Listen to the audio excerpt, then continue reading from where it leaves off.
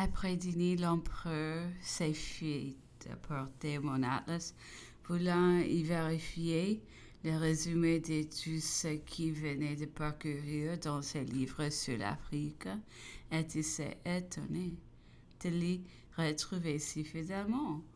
Il en est passé de là au commerce, à ses principes, au système qu'il a enfanté. L'empereur combat tous les économistes dont les principes pouvaient être vrais, disait-il, dans leur énoncé, mais devenant vicieux dans leur application. La combinaison politique des divers États, continuait-il, rendait ces principes fautifs. Les localités particulières demandaient à chaque instant des déviations de leur grande uniformité. Les douanes, les économistes blâmeurs ne devaient point être un objet de fils, il est vrai, mais elles devaient être la garantie et le soutien d'un peuple.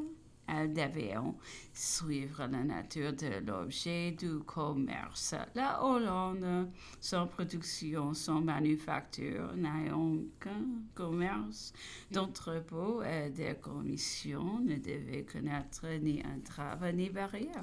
La France, au contraire, riche en production, en industrie de toutes sortes, devait sans cesse être en guerre contre les importations d'une rivale qui lui demeurait encore supérieur. Elle devait l'être contre l'avidité, l'égoïsme, l'indifférence des peu commissionnaires.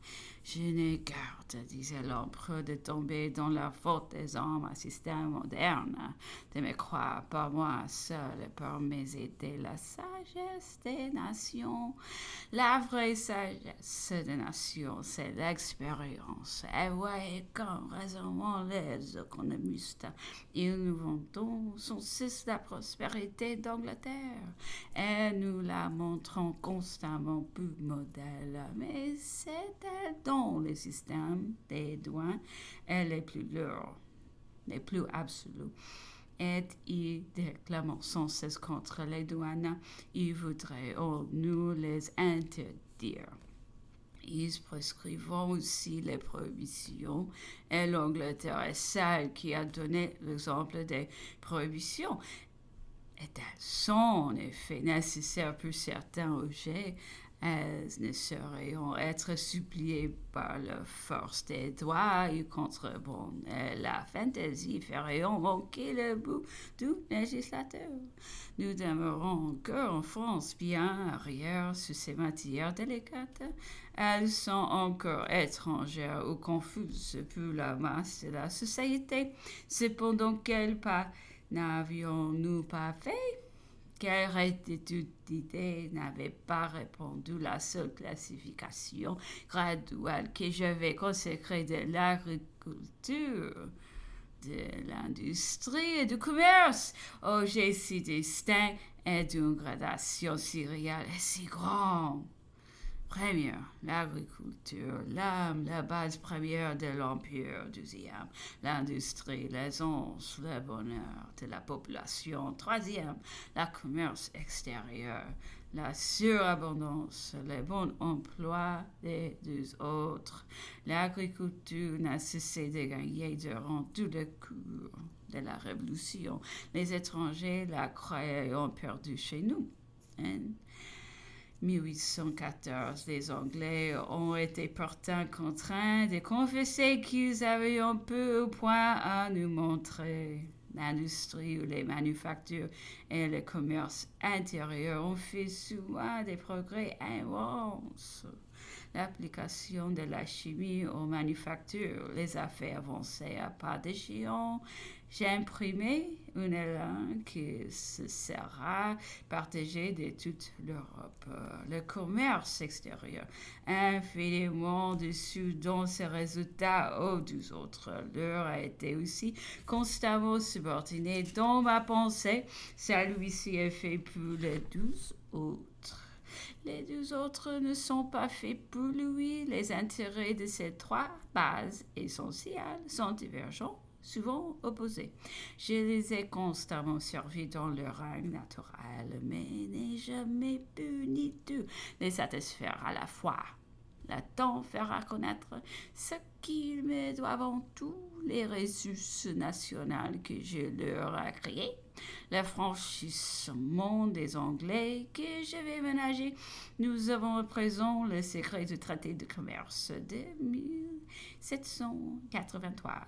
La France crie encore contre son auteur, mais les Anglais l'avaient exigé toute peine de recommencer la guerre. Ils voudront m'en faire autant après le traité d'Amiens. Mais j'étais puissant et haut de son coudé. J'ai répondu qu'il serait au maître des hauteurs de Montmartre, que je me refuserais encore, et ces paroles rempliront l'Europe. Ils en imposeront aujourd'hui, à moins que la clameur publique, toute la masse de la nation, les forçant à reculer, et ce sauvage, en effet, serait ou infamie, des plus aux yeux de cette même nation qui commence à posséder aujourd'hui de vraies lumières sur ses intérêts. Quand j'ai pris le gouvernement, les Américains qui venaient chez nous à l'aide de leur neutralité, nous apportions les matières brutes et d'avions. L'impertinence de répartir à vide pour aller se remplir à Londres des manufactures anglaises. Ils avaient la seconde impertinence de nous faire le paiement. Si l'on avait affaire sur Londres de là, les grands profits des manufacturiers et des commissionnaires anglais, entièrement à notre détriment, j'exigeais qu'aucun Américain ne peut importer aucune valeur sans exporter aussitôt son exact équivalent. On jetait les hauts cris parmi nous. Je vais tout perdre, disait-on. Qui arriva-t-il, néanmoins, c'est que mes ports fermés, et en dépit même des Anglais, qui donnaient la Loire sous les murs. Les Américains revinront se soumettre à mes ordonnances, que je n'ai donc pas obtenues dans une meilleure situation. C'est ainsi que je vais naturaliser au milieu de nous les manufactures de coton qui comportons, première, du coton filé. Nous ne les filions pas. Les Anglais les fournissaient même comme une espèce de faveur. Deuxième, les tissus.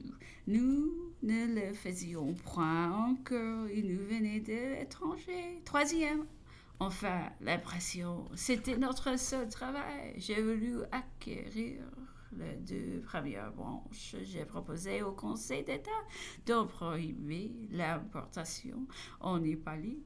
J'ai fait venir Oberkamp. J'ai causé longtemps avec lui. J'en obtins que cela occasionnerait une secousse sans doute, mais qu'au bout d'un an ou deux de constance, ce serait une conquête dont nous recueillerions d'immenses avantages. Alors je lançai mon décret en dépit de tout. Ce fut un vrai coup d'État.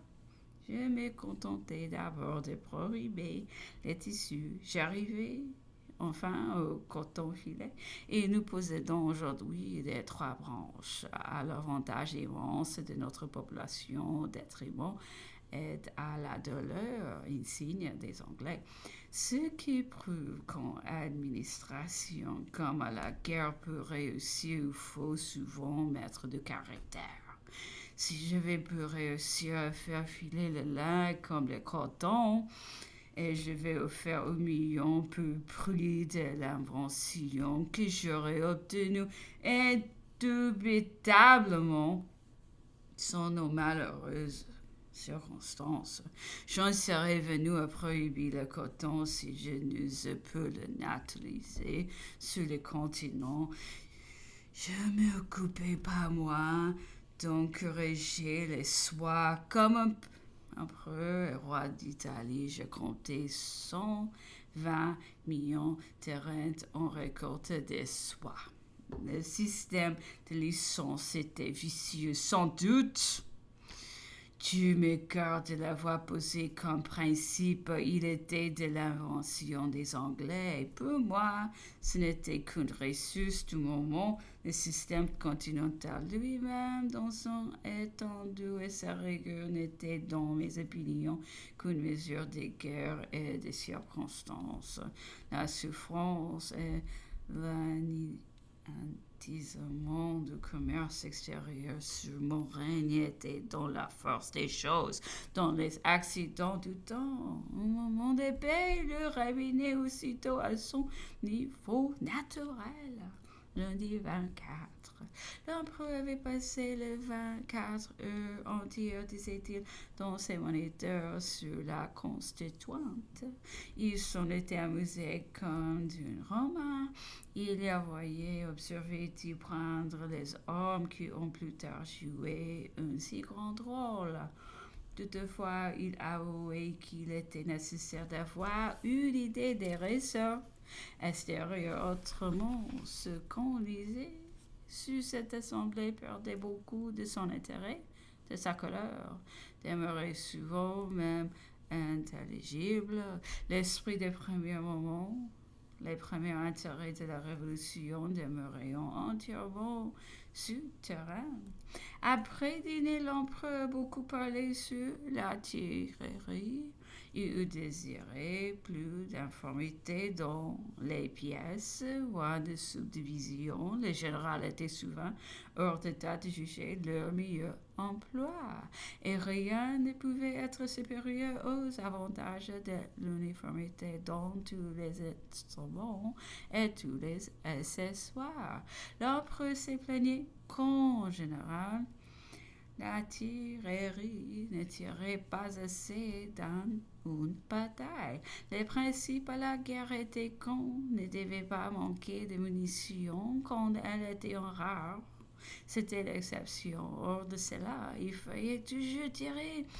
Lui, qui avait souvent manqué, péri par des boulets perdus, qui savait de quelle importance c'était pour le sort de la bataille et de la campagne.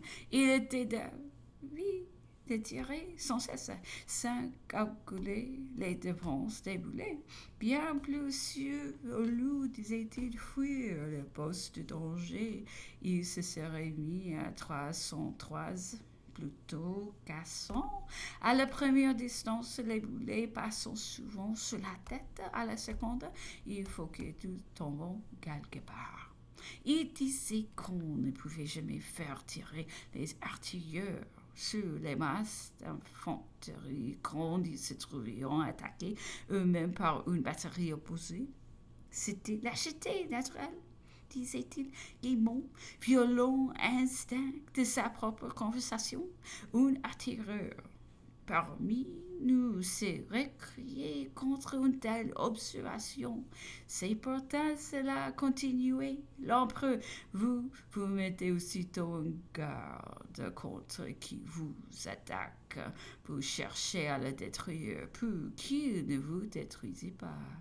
Vous cessez souvent votre feu pour qu'il vous laisse tranquille et qui retourne aux masses d'infanterie qui sont pour la bataille d'un bien autre intérêt.